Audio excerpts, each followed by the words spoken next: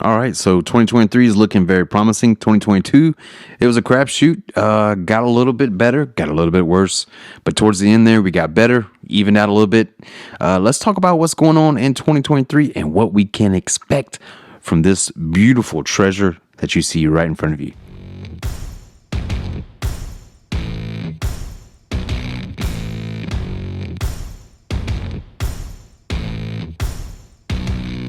All right, welcome back, everyone. Clean Money here. Thanks for tuning in. Appreciate you guys stopping by. I know you got about a million things you got going on right now, but let's talk about some gold, huh? Let's talk about some silver.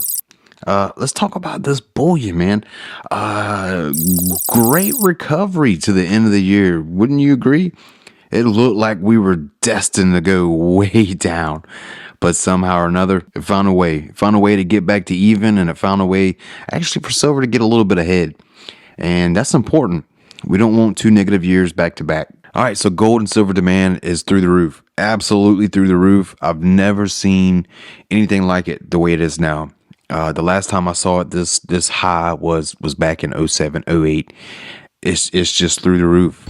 The buzz about it is fantastic. It's phenomenal. We're seeing a lot of new people coming into the space, and we're seeing a lot of new investors just wanting as much information as they can get, and that's fantastic. That's good to see.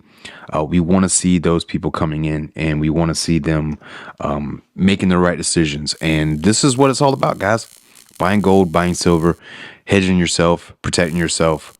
Don't worry about what's in the news. Don't worry about what Mark Cuban has just said about gold being essentially a relic and out of store value. What he's doing is he's essentially equating it to ETF, which is nonsense. We all know that if you don't hold it, you don't own it. I'm not per se a paper trader as far as gold and silver goes. I am beyond optimistic about what's going to happen later in 2023. Absolutely ecstatic about what's going to take place. So obviously, I am going to be continuing to load up on my positions throughout 2023, depending on what takes place. All right. If we get another downside run, what I'm going to do, instead of throwing as much in there as I can, I want to make sure that we find bottom. Number one, that's my top priority. As far as my second priority, I hope we stay even keel, right? The prices that we're at right now, it's a very comfortable price. I'd love for the prices to stay normal. So number three, what I want to see is I want to see premiums come down. Absolutely, they have to come down. They are way overdue to come down. So what we're going to see is probably in January, possibly February, you're going to see a flooding of American bullion hitting the market. You're already seeing your Krugerrands come into play. You're already seeing your Britannias, your Maples, and then your Eagles and your Buffaloes are going to hit the market. It's going to pretty much be a flood of the market. But typically January and December, these are the bullish months for gold and silver. So they typically are going to negate, right? So another selling tactic that takes place usually in March is that the mint has shut down production and that they're not producing any at the moment. If you've been around for quite some time, then you are already aware of that game. You already know what's up. You've been there, you've done that. So just be on the lookout for that. That's something that the bullion dealers, they play that tactic pretty well. What I look going forward, I'd be happy if gold would somehow come back down to the 1700s, possibly the 1600s again. I'd love to do that. That's a dream, but I'm not sure we're going to get there. A lot of stuff is going to be transpiring this year. A lot of bullish indicators are going to be lining up, and I just want to make sure that you guys are in the know. Okay. All right. Don't FOMO in. Don't put all your chips in one cycle, right?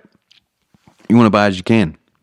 You want to buy as little as you can or as much as you can, depending on what you feel like not investing. That's what gold and silver is. All right. So that's what Mark Cuban gets wrong. He looks at gold as being stagnant, and it's not. It's not. It's just a small hedge. And if you listen to any Bitcoin experts out there, they're going to tell you that it's a lot better than gold. But trust me, if they were the smart ones, what they would have done is they would have sold the high, right? Or they would have sold as it was going down, put that money into either stable coins or either into gold, and they would have done a lot better than what they are now. Instead of riding the 60 to 80% downswing that they're taking place right now. So the crypto market, it will return. I'll touch on that a little bit later this year. And let me know. Let me know in the comments. Are you looking forward to some crypto content? I'd love to talk about it. Love to mention as much of it as I can on this channel.